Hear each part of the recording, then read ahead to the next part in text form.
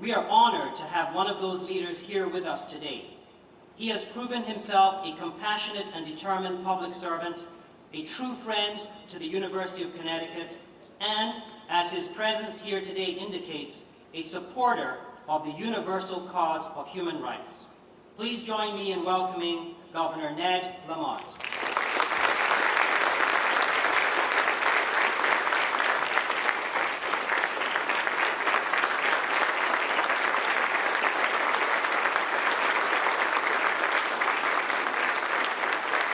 Thank you, Andy. Good afternoon, everybody. I'd like to say to the students of UConn, before we had FaceTime, before we had Zoom, we used to write a lot of letters. And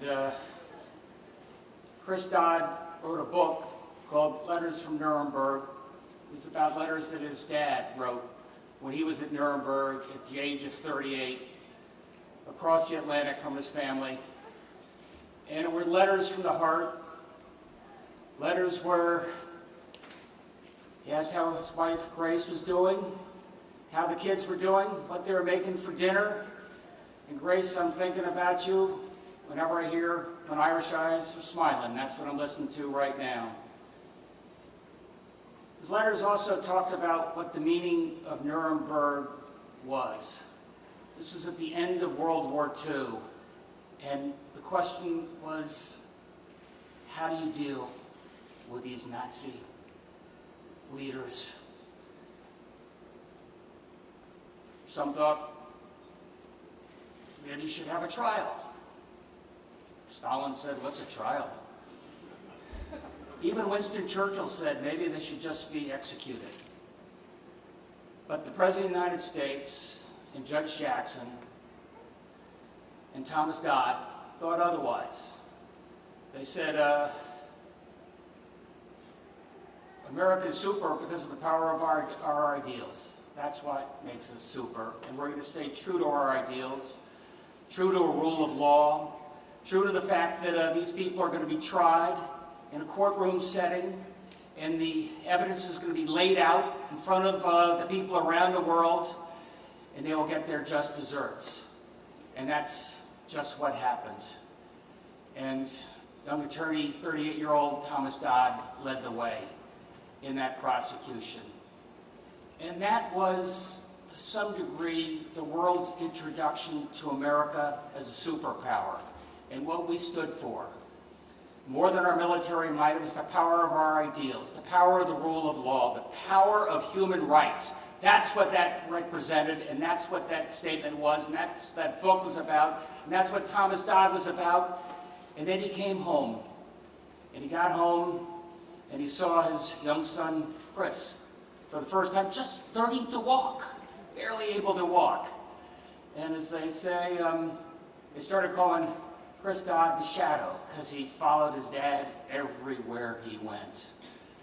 And fast forward 30 years, Chris followed his dad into Congress, and followed his dad into the U.S. Senate, and followed his dad in terms of representing the very best ideals of this country, especially when it came to kids and family and medical leave, and child care, and everything that he thought was important to the American ideal going forward.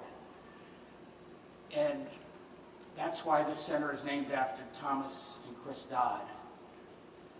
Chris was telling me, though, that just a few months ago, he got a letter. He got a letter from a professor from Alabama State. And the professor said, back in 1960, we had a protest, African-American kids protesting on college, protesting segregation. And the silence was deafening. But then they started getting some messages from the University of Connecticut, messages from students at the University of Connecticut, some cash included with those messages from the students at the University of Connecticut. And the professor asked, and who was Jeremy Dodd? Because Jeremy Dodd is the person that made this happen. I don't know, there's something in the water in that Dodd family, and I hope you guys are all drinking it. And I'd like to think that the Dodd Center is all about those family dinners back and forth, talking about what makes America special, what makes America great, being true to our values, true to ourselves, true to human rights. And if UConn and the Dodd Center can help establish that and make sure the next generation follows on what Tom and Chris Dodd did, we'll be a better country for it. Thanks, everybody.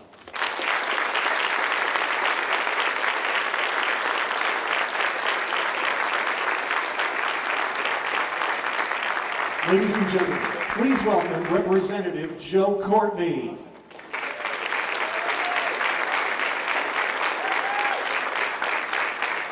Good afternoon, everyone, and thank you, Dr. Aguanabi and the Board of Trustees and all of the UConn team for the invitation to be part of this special day for UConn, for Senator Chris Dodd, for Jackie, for Christina, and other family members that are joining us here today. It's also an honor to be here with my colleagues who are sitting in the front row, and President Biden, Governor Lott. For President Biden, he's now racked up his second trip to Eastern Connecticut in the first 268 days of his administration to visit two of our nation's crown jewels of higher education, the United States Coast Guard Academy and today the University of Connecticut.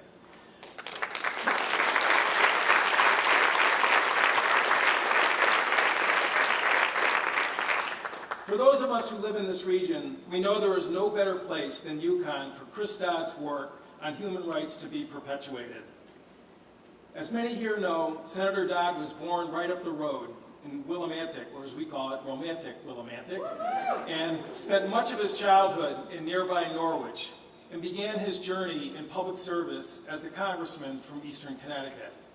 As he and I have discussed many times, this is a quintessential swing seat, where he honed his skills as a results-oriented legislator, because that's exactly what his constituents expected, and which he faithfully delivered over and over again. His footprint in this part of the state, and I can attest to it personally, is wide and deep, and today is another example of where that footprint gets deeper and wider for the people of the state of Connecticut. However, as all of us know today, Congressman Dodd and Senator Dodd was not merely Senator Pothole. Fueled by his time in the Peace Corps and his father's example, he worked tirelessly to create an enlightened foreign policy centered around human rights. As tempting as it is to list all of his work on the Senate Foreign Relations Committee, today is not a walk down memory lane. It's about the UConn Center continuing Chris's work with an outstanding faculty and an inspired student body, which our country sorely needs. When President Biden spoke to the graduating cadets in New London last May, he eloquently framed their work as part of the 21st century struggle between autocracy and democracy, a perspective that has been the North Star of the Biden administration since Inauguration Day. To those cadets who are now ensigns and who are out on patrol as part of the effort to protect the rule of law on the high seas in the Indo-Pacific, which is under constant attack by the new autocrats. So too are human rights under attack, whether it's in the Xinjiang province or whether it's in a Moscow jail where Victor Navalny is being held as a political prisoner. The students who pass through this institute will be the new guardians and new protectors of these fundamental values of human rights which separate this country from the autocrats. Today's event in the presence of President Biden, as in New London, powerfully footstomps the importance of that work. Congratulations again to all at the university for making this day possible. Thank you very much.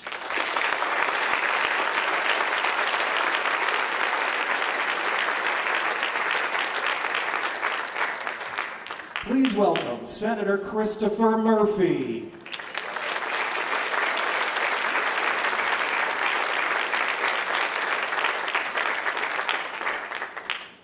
Well, good afternoon to the UConn community. I'm so grateful to be here today with the Connecticut congressional delegation, Senator Dodd and his family, and of course with President Biden. It was really heartwarming to hear the story that the governor told about Senator Dodd following from the earliest days in the literal footsteps and later in the figurative footsteps of his father. But I'm here to tell you the story of literally thousands, if not tens of thousands, of people here in Connecticut who are in public life today, who are serving their communities, because they're following in the footsteps of Senator Chris Dodd. I was thinking, of what I was doing in the summer and fall of 1995, the last time that a United States president came here to the UConn campus. I was fulfilling my childhood dream. I was interning for Chris Dodd.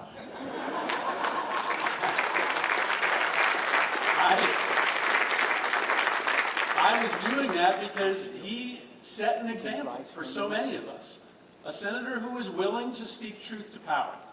A senator who understood the role that America could play around the world for good, for peace.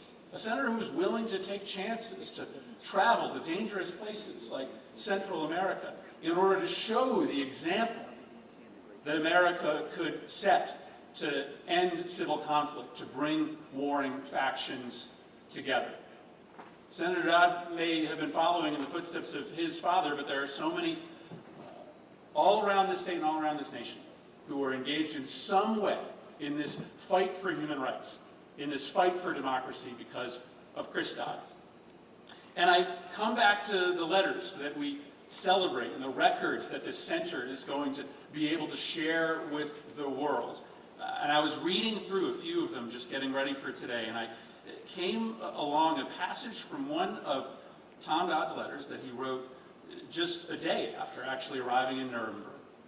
He was describing what he saw, the dead city of Nuremberg, in the wake of the destruction of World War II. He said the refugees, the deportees, all winding a weary way through the wreckage, one-legged soldiers, soldiers with women bedraggled and worn-looking, families pulling little carts or pushing baby carriages loaded with a few miserable possessions. I asked, where do they come from? Where are they going? How do they eat? Where do they sleep? No one knows. It's been an endless procession every day. God spare our people from any such fate. The work of upholding human rights, the work of making sure that we walk the walk on civil liberties and human rights and democracy promotion, as well as promote it overseas. It is about avoiding conflict. It is about giving people access to the apparatus of registering grievances with their government so that they don't have to resort to violence. And the legacy of Tom Dodd, the legacy of Chris Dodd, derived from the lessons learned from World War II and from the Nuremberg trials, is to make sure that more people around this world have access to the ability to engage in civil disobedience, in conversation with their government, to make sure that that fate that Tom Dodd saw in Nuremberg and in Germany never visits here and visits fewer and fewer people across the world as time goes by. I want to thank the Dodd family. I want to thank the UConn community for setting up a bold foundation with a bold mission to try to teach those lessons learned by Senator Tom Dodd and his son. Thank you very much for making this day possible.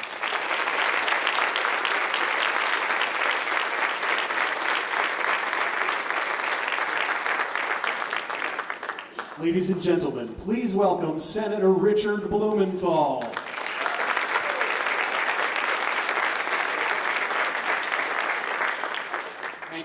Thank you so much. I am so deeply excited and honored to celebrate this day with you. And first of all, thank you to all of the board, the teachers, the faculty, the staff of UConn for making UConn one of the very best universities in the entire country. Thank you to all of you who contribute so much every day. And thank you to President Biden for helping us to celebrate this day. I was with President Biden earlier, as many of us were, at a child care center. And he said that he likes children better than people. Being in Washington, I understand why he might say that. But there is no mistaking how deeply President Biden is committed to this cause. And there is no exaggerating the importance of this day. Literally, the Dodd Center will advance the cause of human rights in teaching and research, and yes, in activism around the world. It will put UConn on the map as the premier institution for human rights and liberties around this nation. And we all ought to be grateful to the Dodd family for giving us this great gift. You know, when senators leave the United States Senate, they traditionally inscribe their names in the desk that they use. When I came to the Senate, I took Chris Dodd's seat. There was no way I could fill his shoes, but I took his desk. And Chris Dodd's name is inscribed in that desk, and so is his dad's. Every day I come to work, and I look at those signatures, and I read the note that Chris Dodd left me on the day he left. It inspires me every day, whether it is in the course of debating the National Defense Act, or impeachment, or the rule of law in this country, that the ideals and values that Chris Dodd fought for every day at that desk should continue to lead all of us. And that we have a role, not only in this country, each of us, but also around the world, to make sure that every person is counted as someone who deserves freedom and human rights. Every single person is of value. Every single person deserves those values and ideals. And I want to thank Joe Biden and his administration for knowing and acting on those principles and values and ideals. It's the reason why he is committed to get out of Afghanistan. All of the partners and allies who sided with us, and they deserve to leave Afghanistan and have the freedom and opportunity and human rights that they fought at our side to achieve. It's the reason why he has said, and he believes, that women's rights are human rights around the world. And Chris Dodd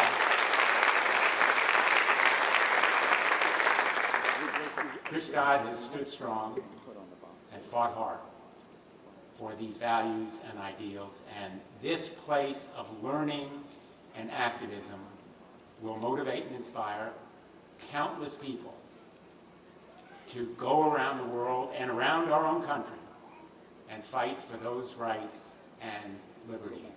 It will be a place not only of great learning, but also of great activism. And I thank Chris Dodd and President Biden for making this day so historic. Thank you all. Mankind will know that no crime will go unpunished because it was committed in the name of a political party or of a state. That no crime will be passed by because it is too big. That no criminals will avoid punishment because they are too many.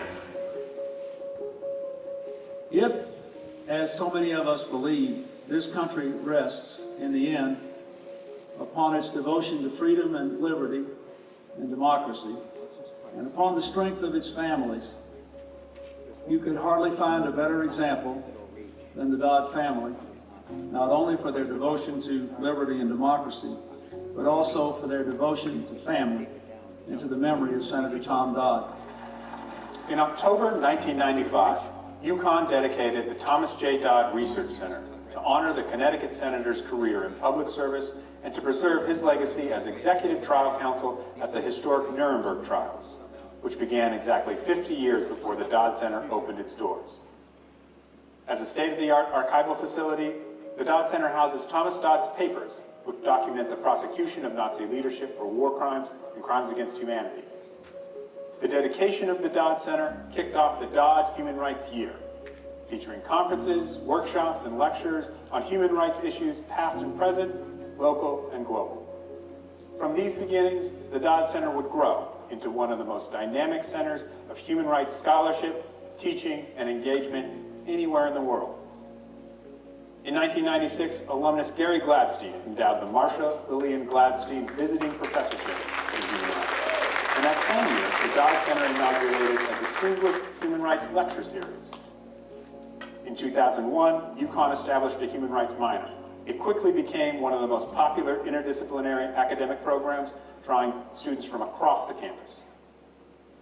In 2003, the university awarded the first Thomas J. Dodd Prize in International Justice and Human Rights. Also in 2003, the university appointed the first Gladstein Chair of Human Rights and founded the Human Rights Institute, or HRI. HRI has served as the intellectual hub of UConn's human rights programs. The Gladstein Committee, our most engaged human rights faculty, has over 40 members, each appointed with departments in the humanities, social sciences, education, social work, law, and more. In 2012, HRI created an innovative undergraduate major in human rights, the first human rights major at a public university in the United States. Human rights is one of the fastest growing academic programs at UConn and now boasts nearly 200 students. 25 years later, we are looking ahead to the next generation of human rights at the University of Connecticut. The dynamic human rights programs that have grown at UConn since the dedication of the Dodd Center offer an unprecedented opportunity to facilitate real human rights change in our communities and around the world. Toward this end, we're dedicating the Dodd Center for Human Rights to extend the combined human rights legacies of Thomas J. Dodd and Christopher J. Dodd, Connecticut's father and son senators, and recognize the support and dedication of the entire Dodd family to human rights at UConn. It's the appropriate time, I think, to recognize what has been accomplished in the first 25 years, and then setting some ambitions for the next 25 and beyond. With the dedication of the Dodd Center for Human Rights, we're looking forward to the next generation of human rights at UConn.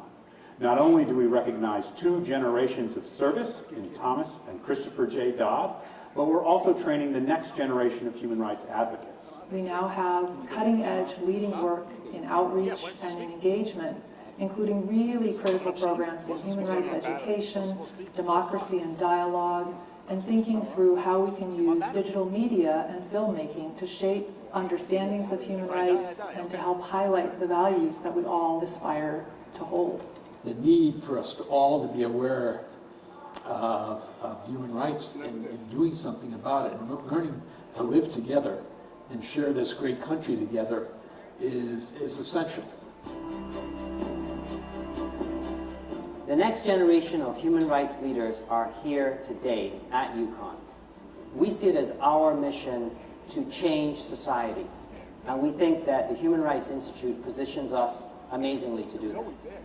We have a remarkable group of students. They're very, very socially conscious. They want to make the world a better place. They care about social justice. They care about human rights. The human rights education I've received here has definitely made me a more dedicated activist because it's showing me how in history people have practically created change and how I can emulate that in anything that I organize or contribute to on campus.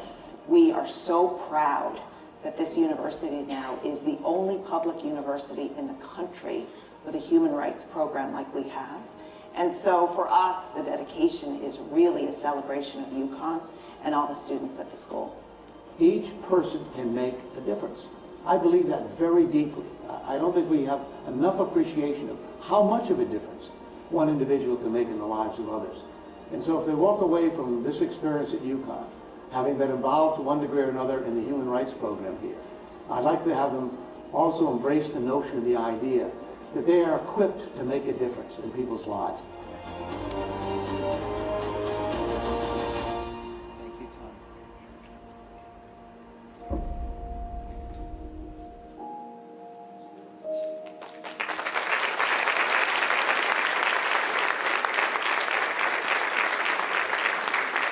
Ladies and gentlemen, please welcome Helena Folks.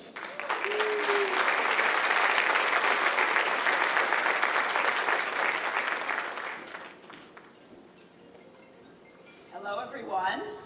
I know that for all of you here in Connecticut, there is no introduction needed for our next speaker, but this event would not be the same without her being here. Chairwoman Rosa DeLauro has served the people of Connecticut's 3rd Congressional District with dedication and commitment that is unequaled since her first election in 1990. I was fortunate enough to meet Rosa during her first stint on Capitol Hill when she served as Chief of Staff to my uncle. She was as much a powerhouse then as she is now. She's well known not only in her district, but across the state for her tenacious advocacy and her unwavering fight for meaningful public policies that benefit working families and make opportunity real. Among those efforts, Rosa is championing her issues like expanded child care and paid and family and medical leave, building on the legacy of my uncle while creating her own. She, like my own family, learned the art of politics from her family at the kitchen table, and she's taken those lessons with her to Washington. Rosa has not only served as a tremendous representative for her district, but she has served in various capacities of leadership within the House Democratic Caucus, earning the respect and trust of her colleagues.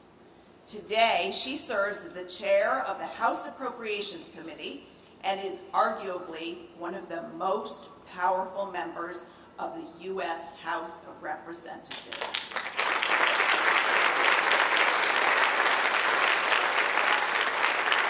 This is true, and yet to us, and to anyone who tries to use formal titles, she's Rosa.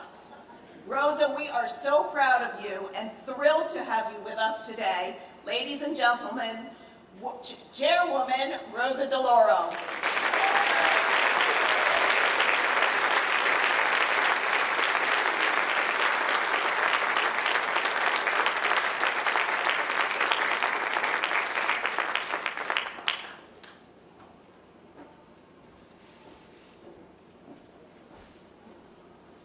Good afternoon. I listened to Helena, and it's a wonderful, wonderful swell of memories that just crossed my mind of the wonderful years that I've had the opportunity to be with the Dodd family. Not only working for Chris Dodd, but getting to know his family, each and every one of them, and how remarkable they are. And so I say to you, Helena, thank you so, so much for your kind words, for your generous introduction, and how wonderful it is to join you, particularly on an occasion where we are celebrating your uncle, but we celebrate the entire Dodd family, all of you, who are quite remarkable. And I might add, with regard to Helena, we're all thrilled to hear that you are building on your family's legacy of public service with a recent announcement to run for governor of Rhode Island. Yes, yes.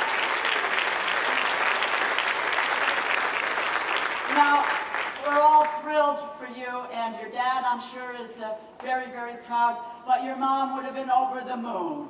If anyone knew Martha, over the moon. So, welcome. I want to also acknowledge my House and Senate colleagues. It's always great to be a part of such a thoughtful and wonderful delegation who care deeply about the roles that they serve in and what they mean for the people that we all serve.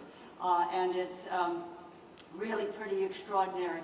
And I look at Jackie and I look at Christina and my heart swells. And we miss Grace today, but she's becoming my constituent. She is at Yale University, so in New Haven, so wonderful to be with you. Let me, allow me to say a thank you to President Biden for joining us today. After years where the United States was often too disruptive or absent on a world stage, it is great to be working with you and with your administration, helping to send that clear message that America is back. The President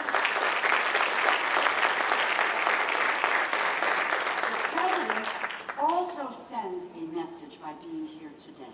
He honors the values and the remarkable history and the work of the Dodd family in making this a better nation. He is poised in the coming weeks to transform this nation in the fashion of Franklin Roosevelt. And yet, he is here putting the spotlight on our nation's enduring obligations made concrete at this university. And it is great to be here at the University of Connecticut to celebrate your commitment over the past quarter century, working with the Dodd family and honoring Senator Thomas J. Dodd and Senator Christopher J. Dodd in a way that continues to promote and protect human rights and democratic values. Since 1995, when the Thomas J. Dodd Research Center was first dedicated by President Clinton and Senator Dodd on the 50th anniversary of the start of the Nuremberg trials, it has grown into one of the leading academic centers in the country. And at the heart of the program is the Human Rights Institute, which harnesses the power of education to influence and to mold young minds with a singular focus to build a global community of awareness and of advocacy. And through an innovative set of programs led by Senator Dodd, this center seeks to bring human rights and democracy to the forefront of our national conscience. And I'm so proud to join you in that effort, to recognize the important contributions and human rights legacy of two of the giants of the United States Senate. And there is a third giant of the United States Senate here with us today, in the President. And nearly 76 years ago, Chris's father, Thomas J. Dodd, addressed for the first time the International Military Tribunal at Nuremberg. At those historic trials, he helped to establish the principle of the rule of law by bringing war criminals to justice. Criminals whose crimes were so appalling that Supreme Court Justice Robert Jackson, the chief prosecutor at the trial, described as, and I quote, crimes that civilization cannot tolerate their being ignored because it cannot survive their being repeated. For Thomas Dodd's role in the Nuremberg trials, he was awarded the U.S. Medal of Freedom. He was also a staunch supporter of the new nation of Israel throughout his years in the House and in the Senate. He famously called out the State Department for inadequately responding to Soviet anti-Semitism, calling out the persecution of Soviet Jews. And in 1946, reflecting on his work during the trials, Tom Dodd wrote in a letter to his wife Grace that, and I quote, "There is a great satisfaction doing one's job, particularly a job like this. Someday it will be recognized as a great landmark in the struggle of mankind for peace." Well, that day is today. And after all these years since the Nuremberg trials, the work protecting human rights continues. We are all concerned by the threats posed by China and Russia. We are troubled by the democratic backsliding in Brazil, in Hungary, Poland, and Turkey, and perhaps even here at home. We are troubled by the 82 million people, 35 million children who are displaced by persecution and conflict, and the genocide against the Rohingya and the Uyghurs. This is unacceptable and it must end. And it was Senator Chris Dodd who was right when he said, and I quote, "The lessons of Nuremberg must be continually learned." So today, through this center, we renew our commitment to the universal values of human rights. We rededicate ourselves to building a better and a more just democracy here and globally. And I am honored to stand alongside Senator Dodd and President Biden, and they worked together for years in the Senate Foreign Relations Committee, and all of you who are gathered here today as we continue working towards making the Dodd Center the world's preeminent human rights program. For far too long, the myriad of human rights issues that the Dodd Center has focused its attention on, boasting one of the largest human rights majors in the country, and whose members have been on the front lines making a real difference in this field, has been neglected. Well, not anymore, not in the Biden administration, and not here at the University of Connecticut. The Dodd Center has done extraordinary things since it was first dedicated, like empowering human rights advocates and leaders, partnering with extraordinary faculty and researchers, amplifying the work of global human rights advocates through the Dodd Prize, and shining a light on the past and paving the way for a brighter future grounded in human rights and civic responsibility. Chris Dodd has helped build one of the most dynamic places dedicated to human rights teaching, to research and engagement. This rededication rightfully honors the human rights legacy of both Thomas J. Dodd, whose career took him from working as a prosecutor at the Nuremberg war trials to the halls of the United States Senate, as well as pays proper tribute to our state's longest-serving senator and my mentor, Senator Christopher Dodd. And prior to his long service in the Congress, Chris Dodd served in the Peace Corps for 2 years, working in the Dominican Republic in Monción, and if you listen to him, he characterizes that as the most worthwhile experience of his life, of building homes and building a church in Monción. And he was there before being elected to the House of Representatives. And for the next 30 years, he occupied the same desk as his father did in the U.S. Senate. And he built on his father's legacy by taking on the issues his fathers did, such as being a leading voice for children and families. And both served on the Senate Foreign Relations Committee, and of course, both championed human rights. And like his father before him, Chris supported ratifying a treaty establishing penalties for genocide. And in 1986, Chris was able to see firsthand something his father had helped start when the Senate finally approved that treaty. I have known Chris Dodd for more than 40 years. First as his campaign manager, then as his chief of staff, and finally as a colleague.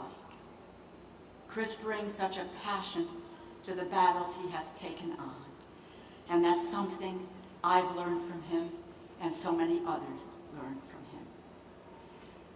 He leaves a singular legacy in the U.S. Senate. He changed so many of our lives for the better.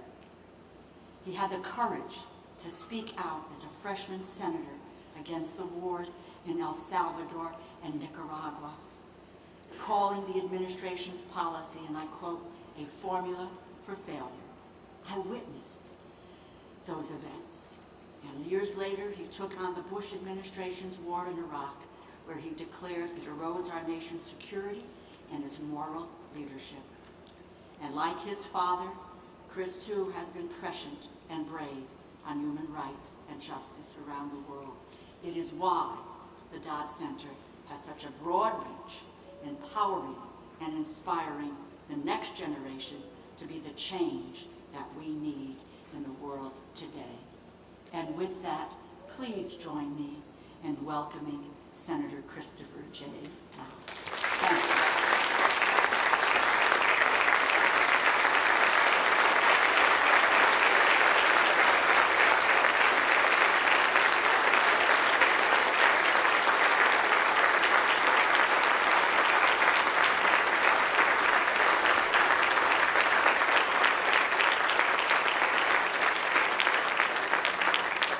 Thank you all very, very much for that welcome. And Rosa, I can't even begin to thank you for your words today, but also for, I was going to stay away from the 42 years, to hide a little bit behind that number. But I made a lot of political decisions, as those of us in public life do all the time. I don't know if I ever made a better one than the day I asked Rosa DeLauro, after a 3-hour conversation, if she'd managed my first race for the United States Senate. And so I thank you, Rosa, for countless things over the years. But I come from a large family, and if we had one more member to add to that family, the name would be Rosa DeLauro. So thank you, dear friend. Very, very grateful to you. And it's great to be back on the campus here, and let me briefly, if I may, thank so many people who made this day possible, going back a long time. As some of you know, it was almost 30 years ago that a former president of this institution, John Castine, made a phone call to me and asked if I would be willing to think about placing my father's papers from Nuremberg and elsewhere here at the university. That's where this journey began that many years ago. And over the years, one president after another, boards of trustees have been incredibly supportive of those efforts over the year. And I must begin, of course, with the present president, President Andy Aguinobi. Done a great job under difficult circumstances. Dan Toscano, tremendous what you've done as well, along with the board. So grateful to all of them for their help in making this happen. We have a great governor in Connecticut, Ned Lamont. We've been through a tough time, as the country has. And Ned Lamont deserves great credit for all he's done for the country. So thank you, Governor, very, very much for all your help on this as well. I want to also remiss, I'm not going to get down all of them because that would take the next 20 minutes, but I want to thank my family who are here, but particularly my wife Jackie and my daughter Christina were here today as well. And, I'll mention my niece Helena Folks, who is the chairing of our advisory board, of which we have any number of members here today as well who served on that. But I'm very grateful to them, obviously, over the years for their tremendous support as well, what they've contributed along the way.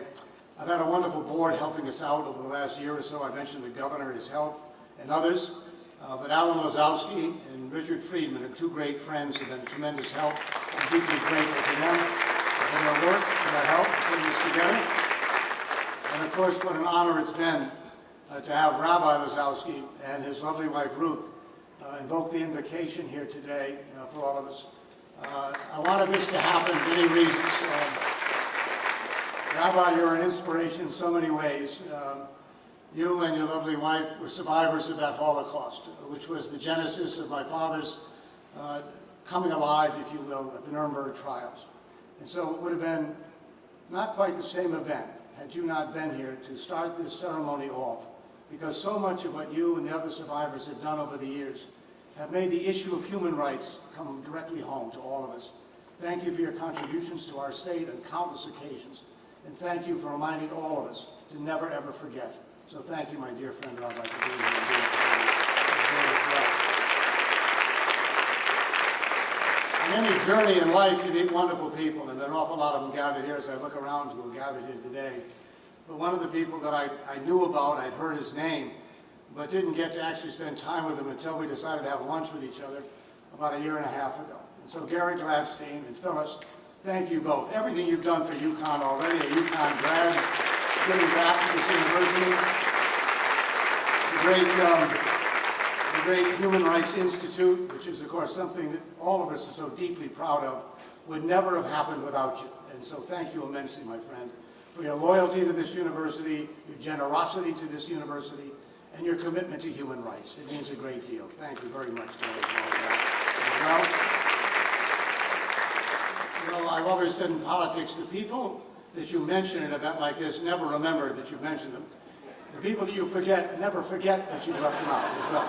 So it's a very dangerous process to go through. But I know gathered here with us today, I've met, in fact, saw them coming through the door, are my former colleagues and members of our Connecticut delegation in Congress. And I see Dick Blumenthal over the side. I saw Chris Murphy coming in. I saw Johanna Hayes, John Larson, of course you've heard from Rosa, Jim Hines as well, and right in the congressional district of Joe Courtney. I think I got them all. If I left someone out, tell me. And I thank you all for being here, being a part of this day, and our legislative leaders in the General Assembly and the members, rank and file members are here as part of that as well. And I know there are a lot of you here in this room. There have been some 200 or 300 people that I call part of my family in a way over the last, or during the 36 years that I served in public office representing the state, first as a congressman and then as a senator, as Rosa mentioned. And I've been blessed by having remarkable people who were part of those efforts over all those long years. They call themselves the Dodd Squad, coming along. Creative name, I might add. I don't know where they got that title from. But I'm grateful to them so much for everything they did to make our work successful. And there are no words I could ever use to thank the people of this state for giving both my father and I the honor to represent Connecticut in the halls of Congress. Together it was 52 years, his service and mine, to represent the state in that building. And so I'm very grateful to my staff. And I'd be remiss if I didn't at this particular moment. I remember I hired a guy out of a friendly ice cream shop almost more than 40 years ago to come and be a part of the staff. And just a couple of days ago, after a long illness, Eddie Mann my chief of staff of the Senate office passed away. And so I want Eddie to know, even though he's not here today, how much he's responsible for everything else that happened over the years to make us successful on behalf of the people of this state. So to my staff, I thank all of them as well, the Dodd Squad. Dan Wiener, I should have mentioned at the top. Glenn Matoma, who's been the director of the Dodd Impact Program. Glenn, thank you for everything you've done as well.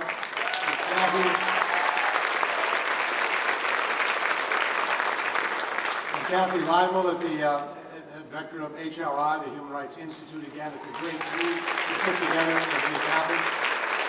Richard Wilson, who was the Gladstone, holds the Gladstein chair, is also tremendously important. And Richard, thank you for all that you do as well in this. And lastly, events like this don't happen miraculously. You have people who dedicate themselves working with the university, the governor's office, the board of trustees. But I want Lee Reynolds, who's done a tremendous job for over a year putting it all together. And Erin Bingo as well, working with us. Erin and I have only known her a short time, but she is phenomenal, the job she's done as well. So Erin, thank you for everything you've done to pull this all together. Well, let me just, in my sort of brief remarks here, because this is a great honor to have the President of the United States on our campus here in our state. 75 years ago, on October 15th, 1946, that's tomorrow, 21 defendants of the Nuremberg trial were waiting in their cells 75 years ago today, on the eve of receiving the sentences that the four Allied nations, the United States, Great Britain, France, and the Soviet Union, had concluded only 2 weeks earlier on October 1st. Winston Churchill had argued for summary executions of all the defendants at Nuremberg. Joseph Stalin suggested a show trial for a day or two or a week or two, and then execute all of the defendants at Nuremberg. 10 of the defendants on October 16, 1946, senior Nazi leaders, would be executed the next day on October 16th. 8 of the defendants were given a wide range of prison sentences, and 3 of the defendants were completely acquitted on that day. Who would have ever imagined, if you will, that a trial conducted by 4 nations with highly diverse judicial systems could adhere to the principles of the rule of law as they prosecuted some of the worst, most vile, horrific criminals in recorded history? 1 year earlier, in November of 1945, the chief prosecutor for the United States Supreme Court Justice, Robert Jackson, eloquently foretold why the trials at Nuremberg were so critical.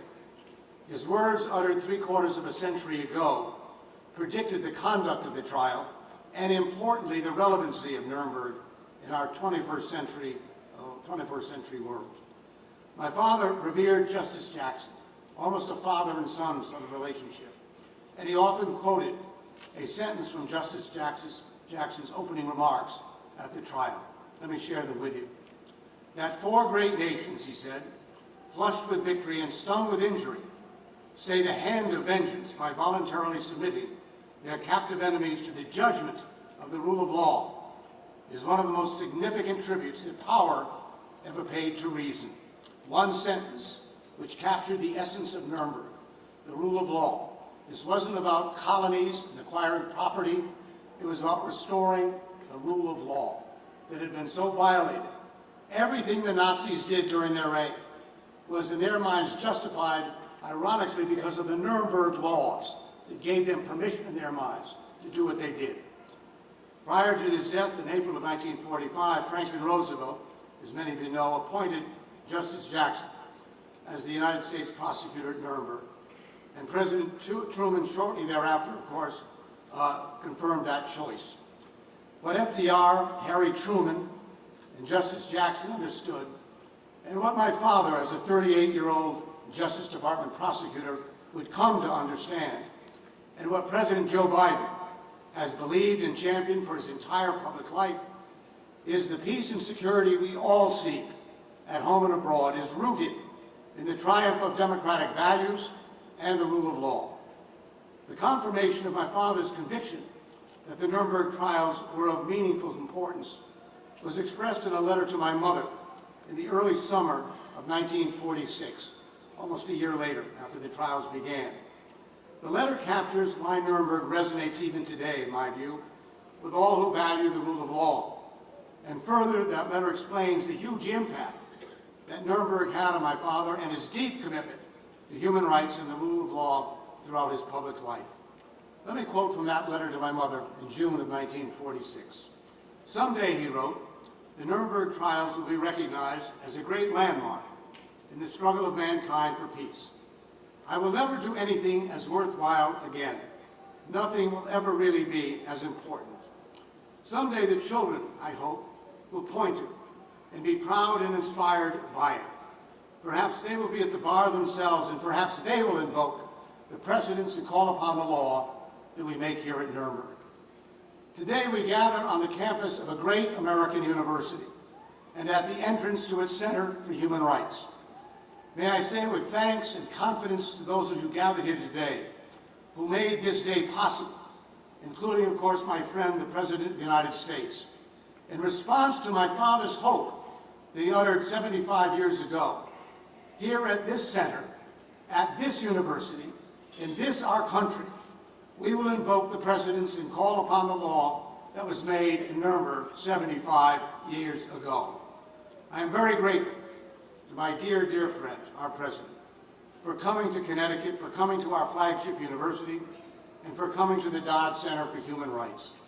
My friendship with Joe Biden goes back years as Senate colleagues, and it strongly continues to this day. A friendship that is both personally and substantively grounded.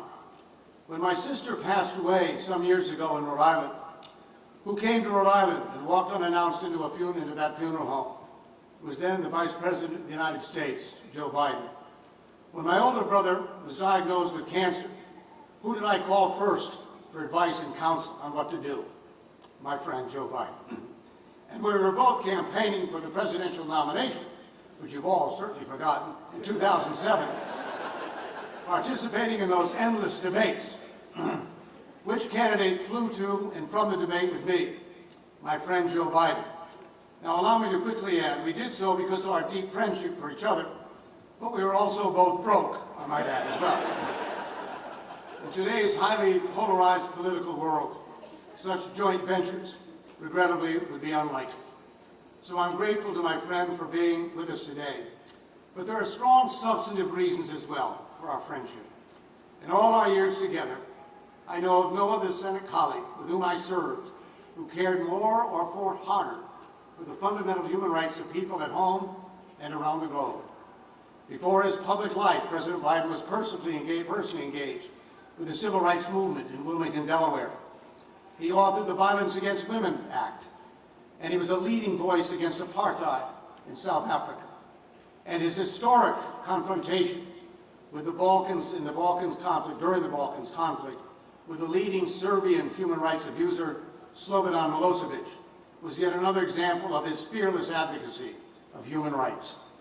The President was a consistent, strong voice on human rights conditions in Northern Ireland as well, and I never had a more loyal colleague in my efforts to stem the tide of human rights abuses in Central America.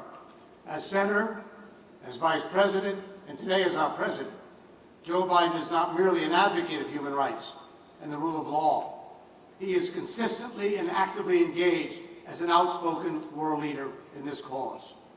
Today, hate crimes and hate speech, as we all know, are on the rise.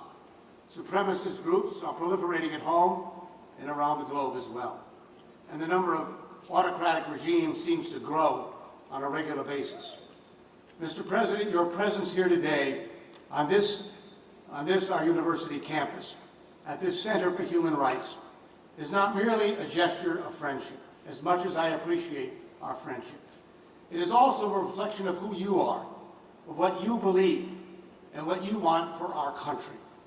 Your courageous decisions, your clear priorities, in my view, and your deep, long-held convictions to build America back better after these hard and difficult years is exactly the leadership that our country so desperately needs.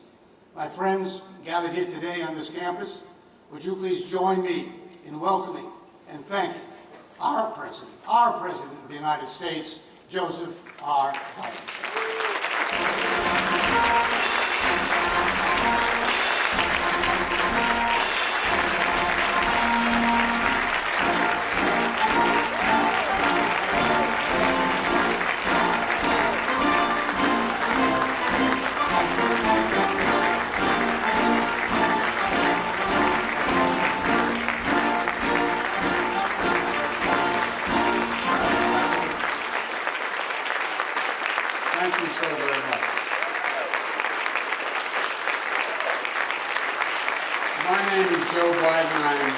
his husband.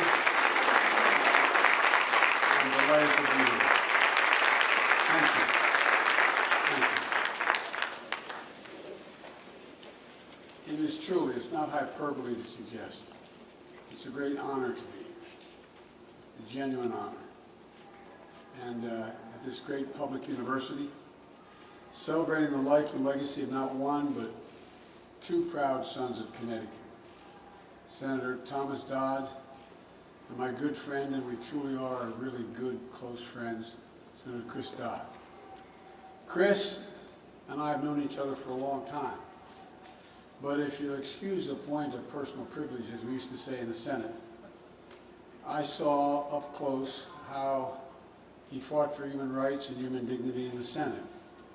Do you know what my measure, Madam Ambassador, Ambassador Kennedy, you know what my measure is? People who tell me they care about people and then disrespect a waitress or a waiter. People who tell me they care about how, in fact, people are entitled to be treated with dignity and walk by someone at a shoe side stand and suddenly say hello.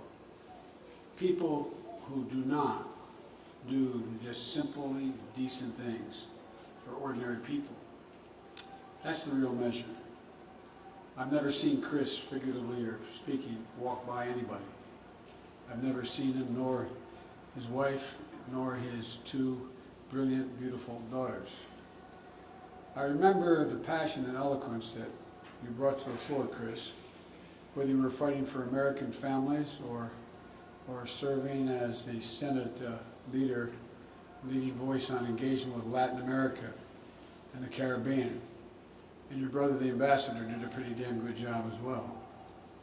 I think that the work this center is doing to bring human rights to the forefront of public understanding is making a real and immediate impact for all young people today. Well, you know, I think it's going to rate high among your family's many great and lasting contributions to the country, Chris. And I know this is truly a family commitment for the Dodds. So thank you for inviting me to be part of this. I think I really mean it. It's an honor to be able to be here. Of course, I owe Chris. I remember when as he pointed out, we were both running for president back in 2007 with almost no cash in either of our campaigns. You let me hop a ride with you in a twin-engine prop plane, true story, from our Senate vote in D.C. to a Democratic debate in New Hampshire.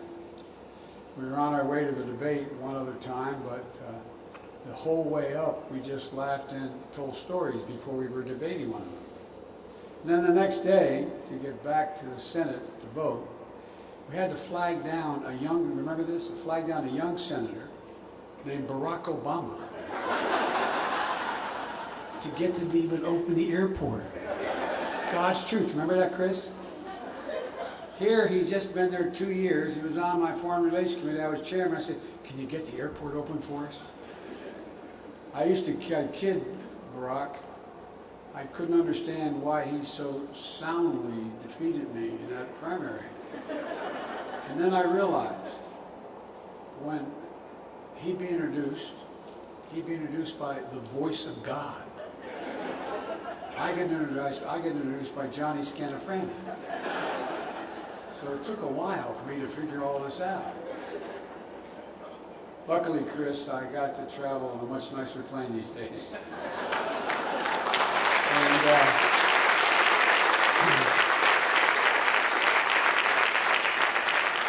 it's yours to travel in anytime you would like. I want to thank a few more proud Connecticut leaders who've been spending time with me today. Governor Lamont, you're one of the finest governors in the country. I'm not being solicitous. That's a fact.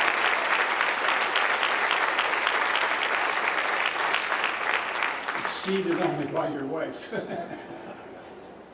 And Senator Blumenthal, I mentioned earlier today, I apologize for repeating this, but my son, Beau Biden, who's the one that should be standing here talking to you, my son, Beau Biden, was the Attorney General of the state of Delaware. And one of the people he went to and sought advice from for real was then Attorney General Blumenthal. They became friends, and my son was a great admirer, and I think the senator knows that. And Senator Murphy, if I have to summon in the foxhole with me, I want Murph with me, man. No, I'm serious. This guy knows as much about foreign policy as anybody does, and his failure to remain silent has meant a great deal to me because he's spoken up on so much. And Representative Courtney, I thank you, thank for your help and your support. And Rosa DeLauro. Rosa, I don't know as much as Chris does to Rosa, but I owe a hell of a lot to her. My son was married, and it was his second year of law school, and he transferred to Yale Law School.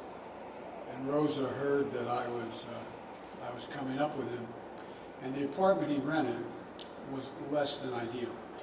And the whole thing had to be painted. My brother Jimmy fixes everything. My brother Jimmy's with us, and we went down and bought about 28 gallons of paint. I don't know, but for real, it was hot as hell as well.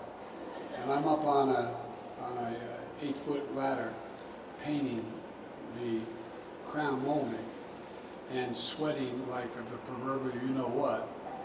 And here, the door, I said, come in. And the then, is it Alderman or Councilman at the time? Alderman DeLauro walked in, her mom. And she said, where's Biden? I said, I'm here. She said, no, stop fooling with me, son. Where's Biden? I said, no, I'm Biden, I'm Biden. And she came and said, I just want to come over and introduce myself and tell your son will be taken care of. And in walks the chief of police. I thought, oh my God, what did I do? She said, you have nothing to worry about. You have nothing to worry about. Talk about constituent service. Rosa, you come by it, honestly.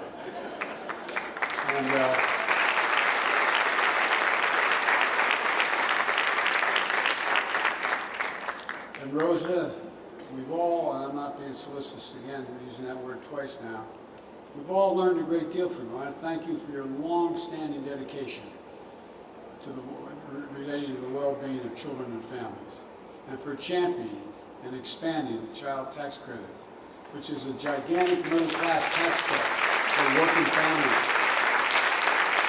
that finally got passed in the American Rescue Plan, which we were able to get done immediately upon being elected. And Rosa will not tell you, but she's the first person I called to ask for her help as to how I should do this. And that put money in the pockets of families all across this country, even as we speak. It's how we're going to cut child poverty in this country. And we've already cut it nearly in half. And none of us should lose sight of what it meant to American families when we think about our mission to defend human rights and dignity at home and around the world. 26 years ago today, another United States Senator, United States President, who I just spoke to, Chris, literally an hour and a half ago, Bill Clinton, he sends his best, by the way, visited this university to dedicate the Thomas J. Dodd Research Center, a library and archives of papers that amount to an incredible first-person, first draft of history. And let me say, we're all thinking about President Clinton today as he's sending his good wishes of a speedy recovery. He's always been a comeback kid. He's getting out of the hospital. Everything's going well. But he wanted to send his best. As a young lawyer, Tom Dodd had already built a record of fighting hatred by prosecuting the KKK in the South.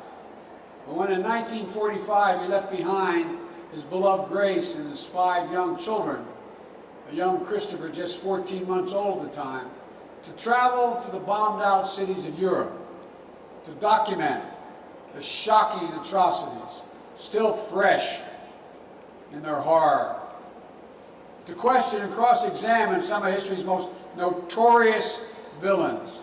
That's not hyperbole. Some of history's most notorious villains. And to expose beyond question the depravity and the crimes against humanity that the Nazi regime committed. Tom Dodd dedicated his intellect and his moral passion and his resolute sense of right and wrong to making the Nuremberg war crimes trial a testament to justice. And that's what it was, a testament to justice. Nothing like it ever happened before. And all the while, he was writing letters to his Grace lamenting their separation, but recognizing the momentous weight of history that rested on his shoulders. And Chris, I came up with the same sentence from your book. Someday, he wrote, will be recognized as a great landmark in the struggle of mankind for peace. Never before has such a record been written, and men will read it for 1,000 years in amazement and wonder how it ever happened. When President Clinton spoke at this first dedication, he ended on a poignant reminder. He said, and I quote, "The road to tyranny, we must never forget, begins with the destruction of truth." The road to tyranny begins with the destruction of truth. In my view, that was the lesson at the heart of the Nuremberg trials. Finding truth, documenting it, so it could never be denied. In court, Tom Dodd built a case fact by fact, using the Nazis' own meticulous records of crimes and shocking human evidence to pin down Nazi leaders who tried to deny their complicity and feign ignorance. And even more important, it denied the entire German policy the ability to feign ignorance. To deal with the past, you must face the truth. Whether it's Dachau, Buchenwald, Auschwitz, or other camps, millions of Jews rounded up, along with members of other minority groups, thrown into camps, abused, used as forced labor, medical experimentation. 6 million Jews murdered, including so many who met their ultimate fate in the gas chamber.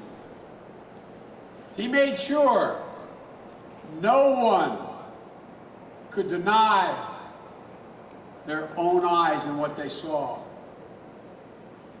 He preserved the truth, ugly and as traumatic as it was, for all of history, so that the horrors of the Holocaust could never be diminished or denied, and evil that we still have to guard against to this day has to be watched. Chris, as you heard me say many times before, because you got to meet my dad. My dad was a well-read, high school educated fellow whose greatest regret was he never went to college. But he cared deeply about human dignity. Our dinner table, my dad was what many would call a righteous Christian. He happened to be a Catholic. He was a righteous Christian. And growing up, my dad would come home for dinner before we went back to close the business he managed. And the dinner table was a place we sat down to have conversation and incidentally eat. I'm serious. My dad used to talk about, as a student of the Holocaust, what a tragedy it was that we didn't bomb the railroad tracks toward the end of the war. How wrong it was that we turned away the St. Louis, a ship full of Jewish refugees from Europe. He believed passionately the only way we could make real the promise of never again was to keep reminding ourselves of what had happened and how so many people otherwise thought themselves decent people rationalized that it really wasn't happening. We didn't know what was going on. Because they weren't turning on the gas valve, they had no responsibility. That's why, we'll again excuse the point of personal privilege, when each of my children, and now my grandchildren, turn the age of 15, the first thing I've done, my word is abiding, is put them on an aircraft and fly to Dachau, one at a time, at age 15. Work sets you free as you go through the entrance. But that's not what I wanted them to see.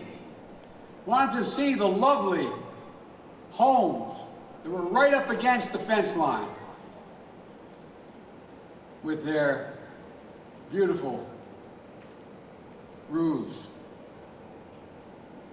People living in there rationalized that it's not me. I'm not doing this. And I don't know really what's going on in there. I wanted them to see the ability of the human mind to rationalize cannot be underestimated. I would say parenthetically, the reason why Germany has been able to turn it around unlike other countries is because they faced it head on, acknowledged. So let me say it again. Nuremberg was unlike anything that ever came before.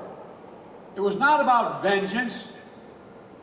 It was about accountability.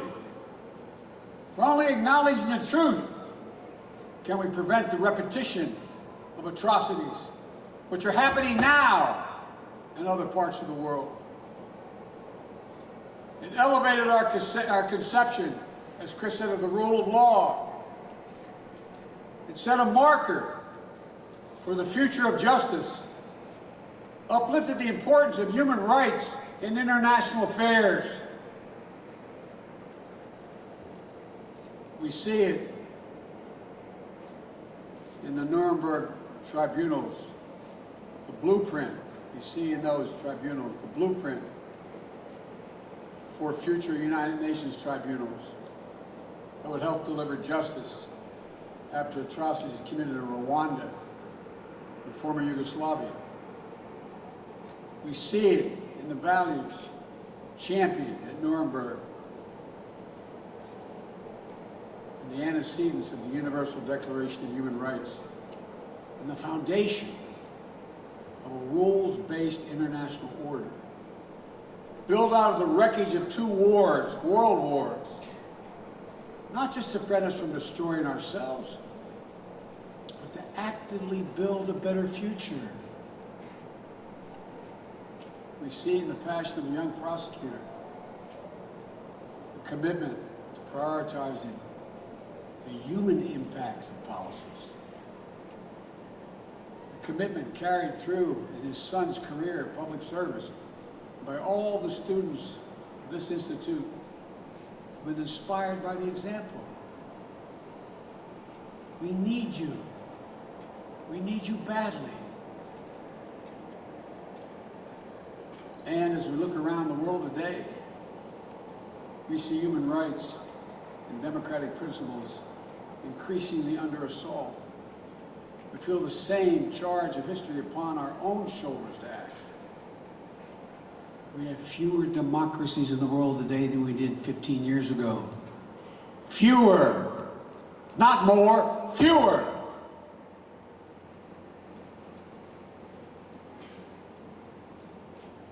Cannot be sustained.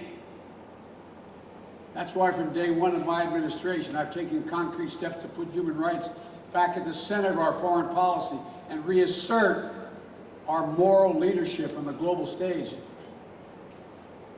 To lead, as Chris has so often heard me say, with the power of our example, not the example of our power.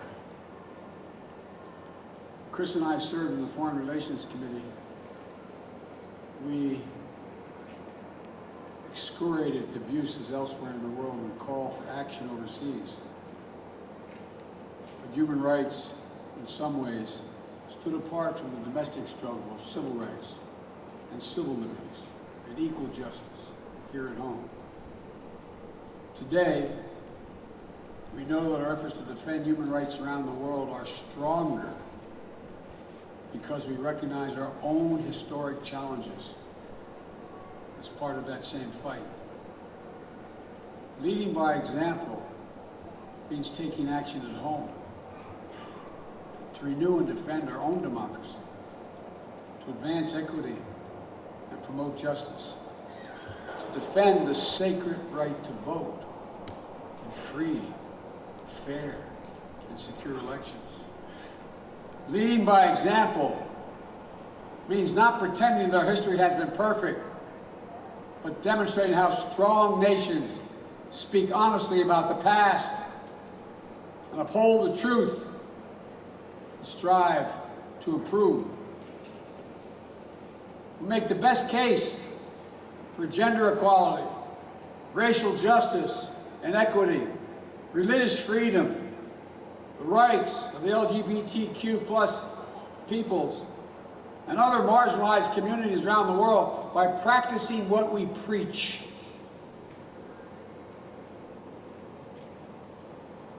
First 10 minutes I was office, I ended the Muslim ban, advancing racial equity through the federal government, overturning the ban on transgender individuals serving openly in the United States military, establishing the White House Gender Policy Council, demonstrating that our commitment to human rights begins at home, is among the most powerful and persuasive tools in our foreign policy kit. And as we defend human rights beyond our shores, we're more effective when we work together, allies and partners in our shared values. America as a nation is unique in all history, not because we're inherently better, because the basis upon which we're organized. Virtually every other nation is organized based on ethnicity, religion, geography, color. We're unique in all the world. We're based on one guiding principle. We hold these truths to be self-evident, but all men and women are created equal, endowed by their Creator with certain inalienable rights, including life, liberty, and the pursuit of happiness. We have never lived up to it. We've never, until very recently, walked away from it. ARC has always bent closer and closer to justice and inclusion. The moment we stop, the moment we rest, is the moment that our influence diminishes.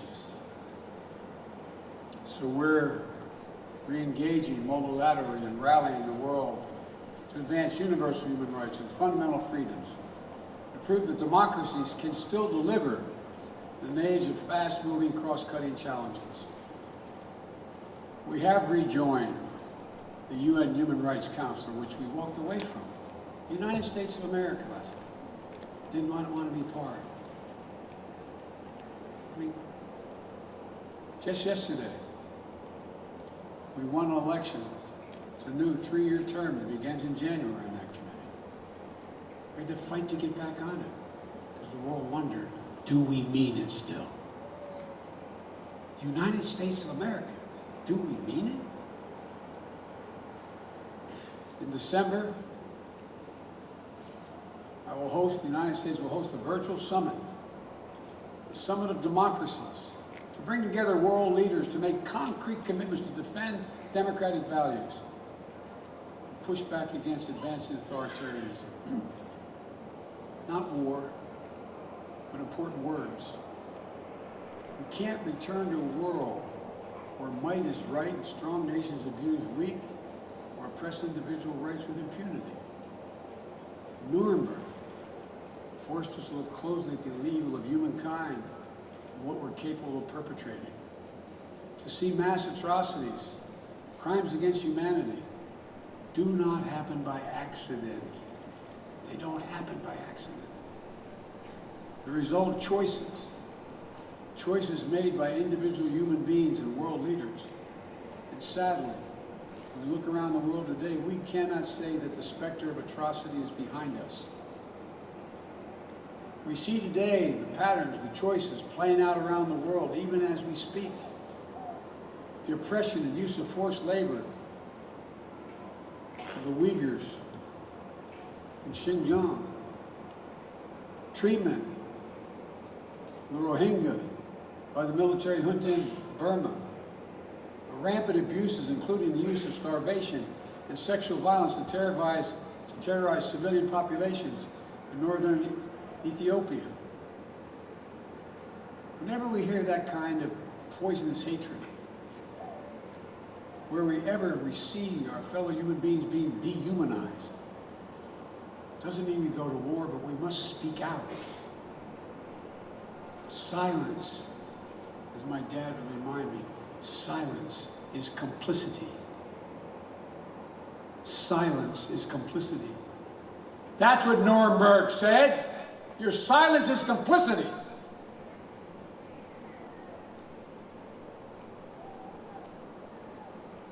I've raised these issues personally with leaders around the world, our friends and adversaries alike. And I made it clear that no U.S. president should stand by when human rights are under attack and maintain their legitimacy. Those who we are, that's who we are as Americans. It's part of our DNA. We've fought, we've marched, we've sacrificed to ensure the rights are not reserved to just the wealthy or the powerful. They're God-given inheritance of every person on this planet by virtue of our shared humanity. As I said to a Supreme Court justice who I disagreed with in the hearing, we have a different form. You think I have my rights because the Constitution granted to me. I possess my rights because I was born. And I gave up some of my rights in the Constitution.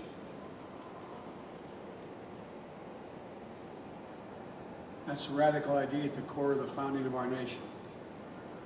As I said, that all men and women are created equal. We really are endowed by a Creator with certain inalienable rights. And those rights don't flow from the power of the government. These rights exist for every individual, period. Period. It's the job of government to protect them, to uphold them equally for all people. We've never, as I said, fully lived up to that animating American ideal, but we've never turned our backs on it. In all the years since our founding, that idea has been our nation's steady North Star, drawing us back on course. The constant struggle to live up to our highest democratic principles, to self-correct, has made us a beacon of hope for the rest of the world. It's also made us strong, resilient, innovative, dynamic. As I said, I repeat, I apologize, America is the only nation founded on an idea, the single most powerful idea in human history. It sparked our revolution, it helped ignite the wave of change around the world that successive generations have built on, expanding our understanding and extending protections to ever wider circle.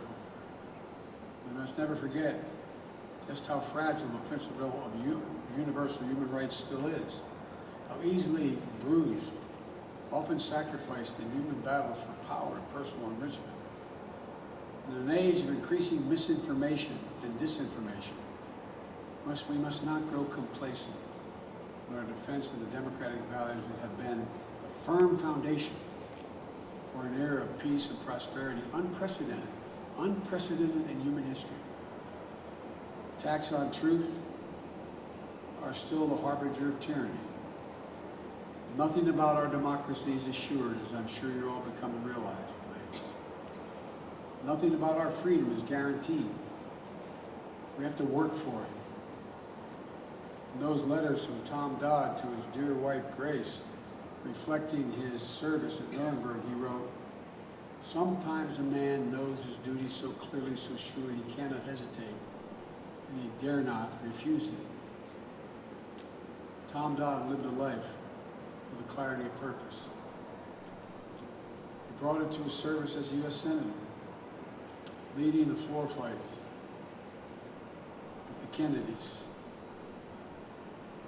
on civil rights legislation in the 60s, advocating for gun safety in a state that was a major gun manufacturer, legislation that was ahead of its time, fighting always for human rights and democracy against the forces of oppression and injustice. He passed that passion on to his children and to his son Chris. Chris carried forward his father's mantle in the United States Senate. He used it to fight for all American children and families, passing the first Child Care Act we've seen in this country since World War II, passing the Family and Medical Leave Act. Chris rallied against policies that militarize the relationships in Latin America and argued, instead recognize and invest in the people of our hemisphere. He spoke out when he saw the legacy of justice that his father had fought for in Nuremberg being wrapped in the excesses of a war on terror. And he helped to create this center, growing it over the years from an archival repository for the truth into a leading center for the study and promotion of human rights at home and abroad, into a widely respected academic institution, training the next generation of human rights defenders and passing the torch to those of you who will carry the fight on into the future for the truth. So as we rededicate the Dodd Center for Human Rights to honor the legacies of both father and son, let's also dedicate it to the future of generations, to the students here in the audience today who discover and defend human rights is the passion and purpose of our life. So let us be dedicated to expanding our shared understanding that we can never fully realize the freedom we wish for ourselves, without also helping ensure that liberty and justice for everyone. And let's dedicate it to the unending fight to bring our own nation, our own world, closer to a future in which every human being is free to pursue the highest dreams and unleash their full potential. And for you students that are here, undergraduates at this great institution, there's no reason why you will not be doing what I'm doing as President of the United States, standing here, speaking to audiences from now. I mean that from the bottom of my heart. I was taught, came from very modest means, no Horatio Alger story, but very modest means, that you can be anything you set your mind to if you work at it. So many of you in this audience, especially in the second tier there, are the people that my grandchildren are going to be looking to. There's not a single reason why, we can't do this. Not a single reason. As I've told every world leader that I've gotten to know, and I've met many, many of them, it's never been a good bet to bet against the American people. God bless you all, and may God bless you.